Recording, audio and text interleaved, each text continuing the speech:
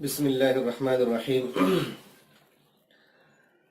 سب سے پہلے تو آج جو یہ 8 مارچ ہے اور یوم خواتین کہہ لیجئے یا حقوق نسواں کہہ لیجئے، اس سلسلے میں کئی سارے جو میسیج رات بھی آئے تھے اور یہ صبح جو کال آیا ہے، اور آپ لوگوں نے بھی کہا تھا اس پہ ذرا سی کچھ دیر گفتگو ہو جائے، تو ان سب حوالے سے سب سے پہلے تو آپ اس بات کو سمجھ لیجئے کہ عورتوں کو اور لوگوں نے کیا کچھ سمجھا، ان کو کیا حقوق دیے ہیں، اس پہ ذرا سی روشنی ڈالنا مناسب سمجھتا ہوں میں۔ سب سے پہلے تو آپ یہ دیکھ لیجئے کہ عالمی پیمانے پہ جو مذاہب ہیں آج، جن کو یورپ امریکہ کے اندر لوگ فالو کر رہے ہیں اور ان کو ساری دنیا کے لوگ فالو کرنے کی کوشش کرتے ہیں، ان لوگوں کا کیا نظریہ عورتوں کے حوالے سے رہا ہے۔ آپ حیران ہوں گے کہ فرانس کے اندر باضابطہ، یورپ کے اندر باضابطہ تحقیقاتی کمیٹی بیٹھی اس بات کو لے کر کہ آئے ہم یہ دیکھیں، غور کریں، تحقیق کریں کہ عورت بھی انسان ہے یا اس کی جسم میں جو روح ہے وہ حیوان اور جانور کا روح ہے۔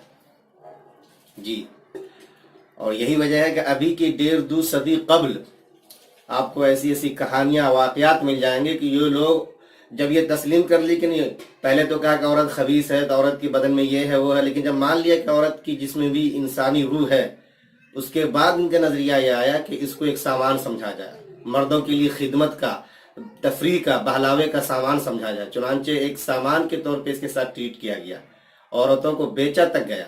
فرانس کے اندر، اٹلی کے اندر آپ کو ایسے واقعات مل جائیں گے کہ عورتوں کو، بیویوں کو لوگوں نے قسط پہ بیچا، اور جب قسط ادا نہیں ہوئی تو باضابطہ جس نے ادا نہیں کیا اس کا قتل بھی ہوا۔ یہ ساری چیزیں آپ کو یورپ کے حوالے سے جو عورتوں پہ مقالات لکھے گئے ہیں اردو زبان میں، آپ ان کو پڑھ لیجئے، یہ ساری چیزیں مل جائیں گی۔ تو یہ نظریہ تھا عورتوں کے حوالے سے ان کے یہاں پہ۔ اور اچھا، ان کے یہاں پہ جو آسمانی یا الہامی کتابیں تھی وہ سب تو انہوں نے کنڈم کر دیا، سب خرد برد کر کے اپنے طور پر اپنا دستور اور اپنا آئین بنایا ہے انہوں نے۔ تو اب اس میں جو کچھ بھی ہوگا یا جو کچھ بھی ریسرچ کیے اس کے ذمہ دار یہی ہوں گے۔ عورت کے حوالے سے عالمی پیمانے پہ جو عیسائی مذہب ہے یا اور بھی جو لوگ یہودی ہیں یا اور بھی جو ان کے ساتھ تھے، الگ الگ ذیلی شاخیں تنظیمیں تھیں، ان کا کیا نظریہ تھا، ایک تو یہ رکھیں آپ۔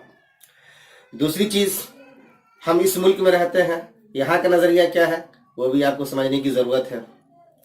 آپ کو معلوم ہوگا کہ اسی ملک کے اندر عورتوں کو شادی کے بعد باضابطہ نہ تو مہر دی جاتی تھی شادی میں، اور نہ ان کو وراثت کا حقدار سمجھا جاتا تھا، آج بھی نہیں سمجھا جاتا، نہ مہر دیا جاتا ہے۔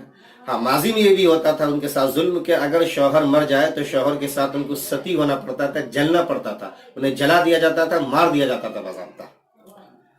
یہ سب کچھ یہاں پہ ہوا ہے۔ اور ستیہ میو جیتے کا ایک پروگرام دیکھ لیں جس میں عامر خان نے، جو فلم ایکٹر ہیں، اور بچیوں اور بچوں کے تناسب سے جو بنایا ہے، اس میں باضابطہ آج کی ڈیٹ میں جج لوگ کیا کہہ دیتے ہیں بیٹے کے حوالے سے کہ کل دیپک، خاندان کا چراغ ہمیں چاہیے تو لڑکی کی شکل میں چاہیے، لڑکی کی کوئی اہمیت وہاں پہ نہیں۔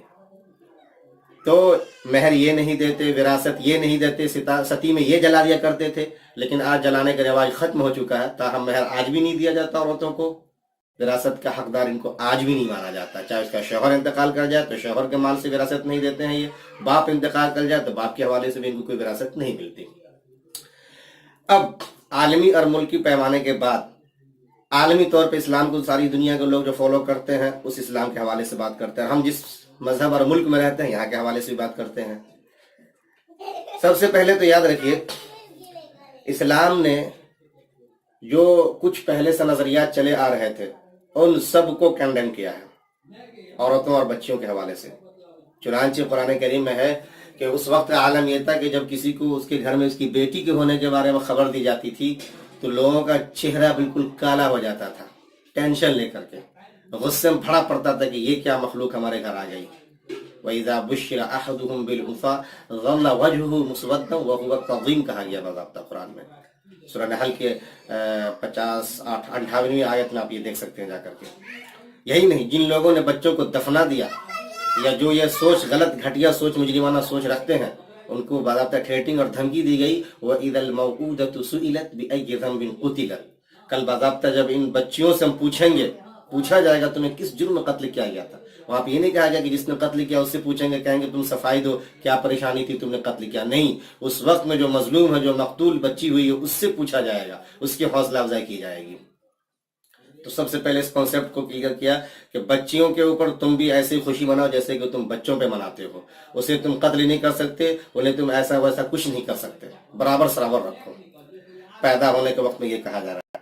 پیدا ہونے کے بعد احادیث میں جا کر کے آپ دیکھ لیجئے, آپ کو صحیح درجے کی روایتیں مل جائیں گی کہ من کان لہو ثلاث بنات, کہ جس کے گھر میں 3 بچیاں ہو, بیٹیاں ہو, فصبر علیہن, اور باضابطہ اس کے حوالے سے وہ صبر کرے, فأدبہن واحسن الیہن کے الفاظ آتے ہیں, ان کو پڑھائے لکھائے, نیکی کا اچھائی کا معاملہ کرے. کیا ہے یہ؟ کن لہ حجابا من النار, یہ بیٹیاں, ان کی یہ پرورش پرداخت کل اس کے لیے جہنم اور اس کے بیچ میں آڑ بن کے کھڑی ہو جائیں گی. وہ یعنی کہ ایسے لوگ جہنم کی عذاب سے محفوظ رہیں گے. یہ بیٹیاں ان کے لیے باضابطہ پروائے جنت بن جاتی ہے, جنت کا پروانہ بن جاتی ہے وہ. تو پیدائش کے بعد پھر کھلانے پلانے کے بعد جو باتیں آتی حدیث میں وہ ذہن میں رکھیں آپ.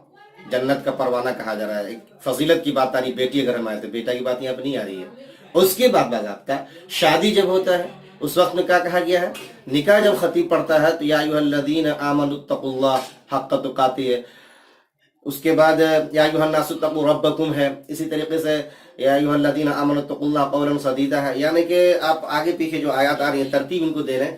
ہر ایک کے اندر ایک چیز ملتی ہے کہ اے لوگو اللہ سے ڈرو. یعنی شوہر سے کہا جا رہا ہے کہ یہ جو صنف نازک تمہارے حوالے کی جا رہی ہے اس کے حوالے سے تمہیں ہمیشہ ڈرتے رہنا ہے. ایک تو یہ چیز ہے. دوسری چیز کیا؟ وآتوہن صدقاتہن, آپ ان کا مہر ادا کریں. یہی سورہ نساء باضابطہ اس کے اندر یہ چیز ہے. اسی طریقے سے کیا ہے آگے چل کر کے انفاق کے حوالے سے الرجال قوامون علی النساء بما فضل اللہ بعضهم علی بعض وبما انفقوا علیہن. نفقے کی ذمہ داری مرد سے کہا گیا کہ تم اس کی نگراں ہو, ذمہ دار ہو, بندوبست تمہیں ہر چیز کا کرنا ہے. تو خرچی کی ذمہ داری تمہارے سر پہ آتی ہے. عورت کی کوئی ذمہ داری وہاں پہ نہیں. عورت کو مہر دلایا جا رہا ہے, نفقہ خرچہ دلایا جا رہا ہے. سورہ طلاق کے اندر ہے وَأَسْكِنُوهُنَّ مِنْ حَيْثُ سَكَنْتُمْ, کہ جہاں تم ٹھہرتے ہو رہتے ہو جس معیار کا تمہارا جو اپنا ہے کہ لیونگ اسٹینڈرڈ ہے اسی لحاظ سے تو اپنی بیویوں کو بھی رکھو. یہی نہیں, اگر تم میں سے کوئی انتقال کر جائے تو للرجال نصیب مما ترک الوالدان والاقربون وللنساء نصیب مما ترک الوالدان والاقربون مما قل منه او كثر نصیبا مفروضا کہا گیا کہ جس طریقے سے مرد ذمہ دار گھر کا ہوتا ہے اور اس کے اوپر سے کوئی اگر چلا جائے, وارث چلا جائے, مورث چلا جائے تو وارث بنتا ہے, اسی طریقے سے عورت بھی مورث کے گزرنے پر وارث بنے گی. شوہر گزر جائے تو اس کے مال میں وراثت پائے گی, باپ گزر جاتا ہے اس کے مال میں وراثت پائے گی باضابطہ. یہی نہیں, اگر مان لیجیے شادی کا معاملہ صحیح سے نہیں چل پا رہا ہے تو کیا کہا گیا ہے؟ وَإِنْ خِفْتُمْ شِقَاقَ بَيْنِهِمَا فَابْعَثُوا حَكَمًا مِّنْ أَهْلِهِ وَحَكَمًا مِّنْ أَهْلِهَا. دونوں کے ذمہ دار, دونوں طرف سے فریق کے ذمہ دار بیٹھے اور معاملے کو حل کریں. إِنْ يُرِيدَ إِصْلَاحًا يُوَفِّقِ اللَّهُ بَيْنَهُمَا. اگر اللہ تعالیٰ نے ان کے بیچ میں اصلاح مقرر کر رکھا ہوگا تو دونوں کو ملنے جلنے کی توفیق دے دیں گے, بات ختم. نہیں تو پھر قرآن ہی میں وَإِنْ يَتَفَرَّقَا يُغْنِ اللَّهُ كُلًّا مِنْ سَعَتِهِ, دونوں آپ الگ الگ ہو جائیں گے. اللہ تعالیٰ بے نیاز ہے, وہ تم دونوں کو بہرحال ایک دوسرے سے بے نیاز رکھے گا. ایسا نہیں کہا گیا کہ 7 بندھن 7 جنم کا پھیرا لگ گیا ہے, اب اس لڑکی کی شادی نہیں ہو سکتی, یہ شادی کے بعد بالکل اس کی پراپرٹی ہو گئی ہے, ماں باپ کے ہاں وراثت سے بھی محروم ہے, شوہر کے ہاں وراثت تو پائے گا نہیں, البتہ زندہ رہنا ہے تو جل جلا جاؤ. نہیں, اسلام ایسا کچھ نہیں ہے. لیکن غیروں میں ہے, آج بھی وہاں پہ وراثت نہیں دی جاتی ہے, آج بھی ان کو مہر میں کوئی نکاح میں کوئی مہر نہیں دیا جاتا ہے. چنانچہ ورنداون کی جتنے بھی آج بیوہ گھر ہیں وہ سب کے سب جا کے دیکھ لیجئے, سبھی وہاں پہ غیر مسلم خواتین ملیں گے آپ کو ورنداون کے اندر جا کر کے. یہ چیز آج بھی ہو رہی ہے, یہ دیکھنے کی چیز ہے. یہی نہیں, اگر اسلام میں جیسا کہ میں نے بتایا کہ بچی کی پیدائش پہ کیا ہے, اس کے خرچ برچ پہ کیا ہے, شادی پہ کیا ہے, شادی کے بعد خرچہ, نفقہ, رہن سہن, دوا, علاج, ساری چیز بما انفقوا علیہن میں آتا ہے. مرنے کے بعد کیا ہے تو آپ سورہ احزاب کی 35 آیت جا کے دیکھ لیں. ان المسلمین والمسلمات والقانتین والقانتات والصادقین والصادقات, پوری آیت پڑھ جائے. آخر میں کیا ہے؟ اعد اللہ لهم مغفرۃ واجرا عظیما. ان تمام کے لیے عورت اور مرد جنہوں نے نیک کام کیے ہیں, واقعی اسلام پہ کھڑے اترے ہیں, ہر طرح سے اپنے آپ کو محفوظ رکھا, اپنی شرمگاہوں کو محفوظ رکھا, روزے نماز کی پابندی کی, اللہ کو یاد رکھا ہمیشہ, تو ان کے لیے اللہ تعالیٰ کے یہاں پہ مغفرت کا وعدہ ہے اور ان کے لیے بڑا اجر ہے. کوئی عورت مرد کی تخصیص نہیں آئی. تو اسلام یہ کہتا ہے پیدائش سے لے کر کے مرنے تک ساری چیزیں آپ اس میں دیکھ سکتے ہیں, جبکہ عورت کے یہاں پہ نہیں. میں نے پہلے کہا کہ عورت کے یہاں پہ ریسرچ ہو رہی تھی کہ عورت کی جسم میں جو روح ہے وہ انسان کی روح ہے یا بدروح ہے یا کچھ اور ہے اس کے اندر. لیکن اسلام میں ایسا کچھ نہیں ہے. 1400 سال کی تاریخ بلکہ 1450 سال کی تاریخ ہے, آپ اس کو دیکھ سکتے ہیں. سب سے بڑی بات میں اور آپ کو ایک حیران کن بات بتا دوں, آج کے ڈیٹ میں کوئی اچھا کام ہوتا ہے تو لوگ کہتے ہیں کہ میرا نام اس میں آنا چاہیے, میرا نام آگا تو ریکارڈ ہوگا. ایک نفسیاتی چیز ہوتی ہے. آج کل آپ نے دیکھا ہوگا کہ ایک جگہ پہ نام نہ دینے کی وجہ سے جوتم پیزاری چل رہی ہے. قرآن کریم نے باضابطہ اگر کسی صنف کا نام لے کر کے کوئی صورت اس کے لیے الاٹ کیا, مختص کیا, تو عورتوں کا صنف ہے وہ. سورہ نساء کہا گیا باضابطہ, پوری عورتوں کے حقوق بیان کرنے کے لیے ایک سورہ مکمل دے دی گئی ہے. یہ ہے اسلام.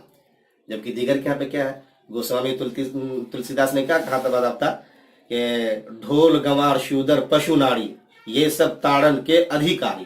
بتائیے, وہ کہتے ہیں بیچارے کہ جس طرح ڈھول پیٹے جاتے ہیں, جانور کو پیٹ دیا جاتا ہے, ویسے انسان میں بھی شودر اور ناڑی یعنی عورت جو ہے نا یہ بھی پیٹے جانے کا لائق ہے. یہ ان کا نظریہ ہوتا ہے. یہ سب چیزیں ان کے یہاں پہ, لیکن ہمارے یہاں پہ ایسا کوئی نہیں دکھا سکتا کہ ہم ڈھول گوار شودر پشو کے ساتھ ناڑی کو بھی لگا دیں. ایسا ہمارے یہاں پہ نہیں. ہمارے یہاں تو بتاتا ہوں ان کے لیے سورہ مختص کی جاتی ہے, سورہ نساء نام سے. تو قرآن و حدیث جو صحیح اسلام پیش کرتا ہے ان کو دیکھنے کی کوشش کیجیے. کہیں نظریاتی طور پہ ایسی کوئی کمی آپ نہیں دکھا سکتے ہیں جو اوروں کے یہاں پہ یہ چیز دیکھنے کو ملتی ہے. اس لیے کہ اوروں کے یہاں پہ جو انہوں نے اپنے طور پہ کتابیں بنا لی ہیں, اب اس کتاب میں جو کچھ بھی ہوگی, اس کی شرح میں جو کچھ ہوگی, انسان ماننے پہ مجبور ہوگا وہ. لیکن اسلام میں ایسا کچھ نہیں دکھا سکتے. جزاک اللہ خیرہ. میرے خیال سے یہ باتیں اہم باتیں تھی, آپ کو سمجھ میں آ جائیں گی. شکراً جزیلا.